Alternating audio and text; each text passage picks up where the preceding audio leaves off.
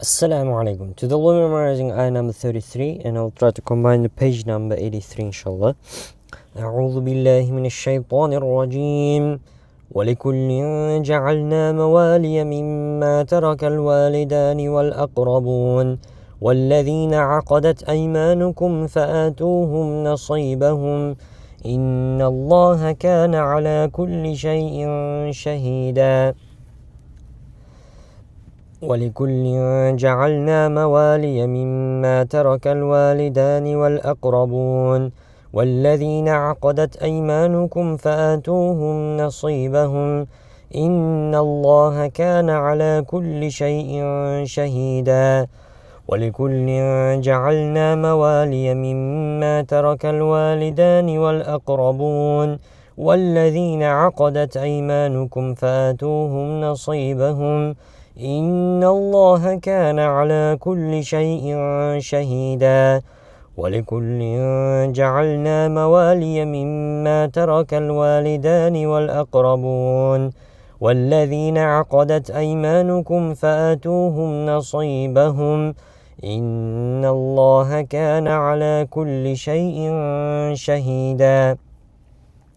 ولكل جعلنا موالي مما ترك الوالدان والأقربون والذين عقدت أيمانكم فآتوهم نصيبهم إن الله كان على كل شيء شهيدا. ولكل جعلنا موالي مما ترك الوالدان والأقربون والذين عقدت أيمانكم فآتوهم نصيبهم إن الله كان على كل شيء شهيدا.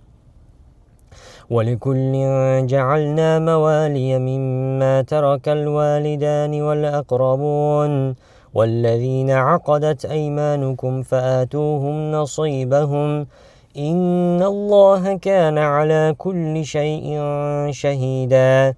ولكل جعلنا موالي مما ترك الوالدان والأقربون والذين عقدت أيمانكم فآتوهم نصيبهم إن الله كان على كل شيء شهيدا. ولكل جعلنا موالي مما ترك الوالدان والأقربون والذين عقدت أيمانكم فآتوهم نصيبهم إن الله كان على كل شيء شهيدا. ولكل جعلنا موالي مما ترك الوالدان والأقربون والذين عقدت أيمانكم فآتوهم نصيبهم إن الله كان على كل شيء شهيدا. ولكل جعلنا موالي مما ترك الوالدان والأقربون والذين عقدت أيمانكم فآتوهم نصيبهم إن الله كان على كل شيء شهيدا. ولكل جعلنا موالي مما ترك الوالدان والأقربون والذين عقدت أيمانكم فآتوهم نصيبهم إن الله كان على كل شيء شهيدا. ولكل جعلنا موالي مما ترك الوالدان والأقربون والذين عقدت أيمانكم فآتوهم نصيبهم إن الله كان على كل شيء شهيدا. والله يريد أن يتوب عليكم ويريد الذين يتبعون الشهوات أن تميلوا ميلا عظيما. يريد الله أن يخفف عنكم وخلق الإنسان ضعيفا. يا أيها الذين آمنوا لا تأكلوا أموالكم بينكم بالباطل إلا أن تكون تجارة عن تراض منكم ولا تقتلوا أنفسكم إن الله كان بكم رحيما.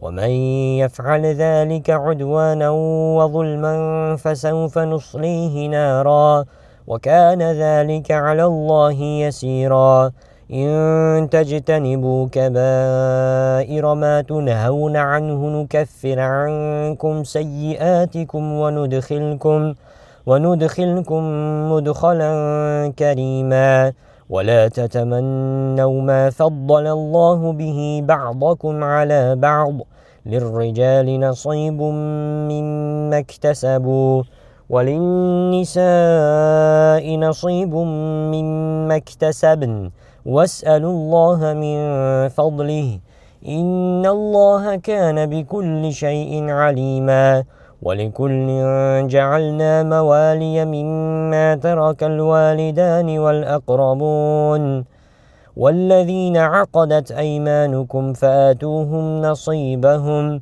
إن الله كان على كل شيء شهيدا. So this is the ayah for today. So I've combined the page number 83. See you next one inshallah.